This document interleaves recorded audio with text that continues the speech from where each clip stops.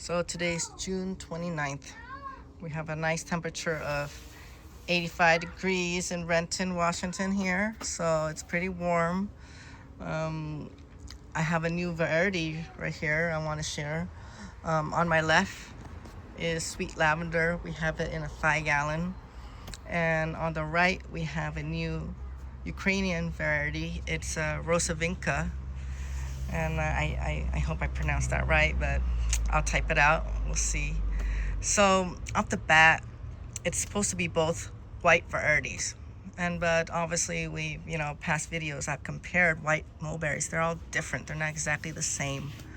The leaves, at first glance, it looks relatively the same, like it looks pretty much the same kind of shape for, Morse alba, which is a white type of mulberry, but it's not. So let's take a quick look. My sweet lavender, most been harvested, but this one, there's one left. And this one is usually last couple years it's been a little small, and this one, it hasn't gotten that blush, but every time it gets that blush, it's either the birds or my kids eat it. So I harvested a little early this time. So, and over here we have the Rozovynka.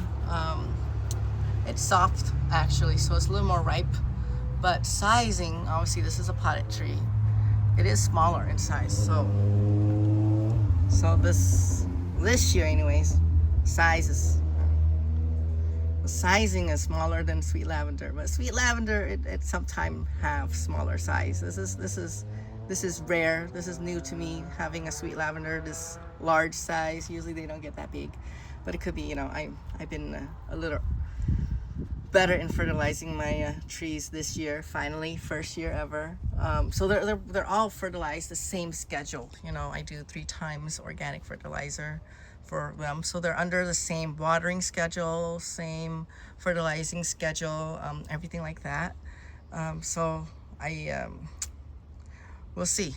But so for our baseline, I'm gonna try the sweet lavender, knowing that it's a little bit not completely ripe yet, but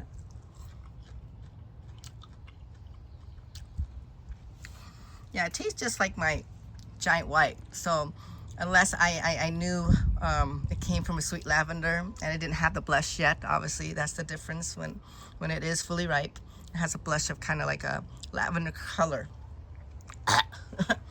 And then the giant white, it's just pure white. So that's the difference. But otherwise, taste is like the same. And then for Rozovynka right here, I would say this reminds me of White Beauty. I do have a White Beauty, so, but I'm too lazy to get it right now. But the White Beauty, it reminds me just like White Beauty. So, but based on my research, the Rozovynka from Ukraine should have more of a rosy tint in that sense, and have some acidity, because when it turns to that rosy pink, it's sort of like a cross between a white mulberry and one of the Illinois everbearing type. But I did not see that blush on this, but you will see.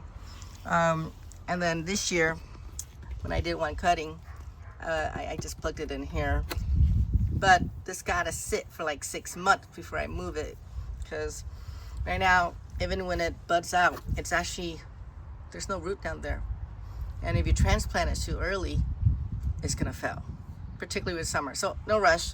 I'll probably try to transplant it in fall, in October, and see how that goes. But the current tree's grafted.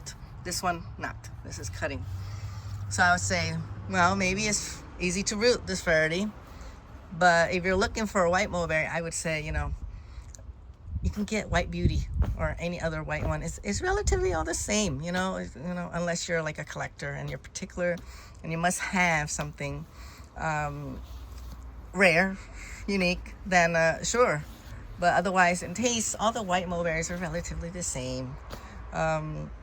So Don't stress out about that. But it's highly productive. It is even more productive than my sweet lavender. It's as productive as my giant white. That's what I would say.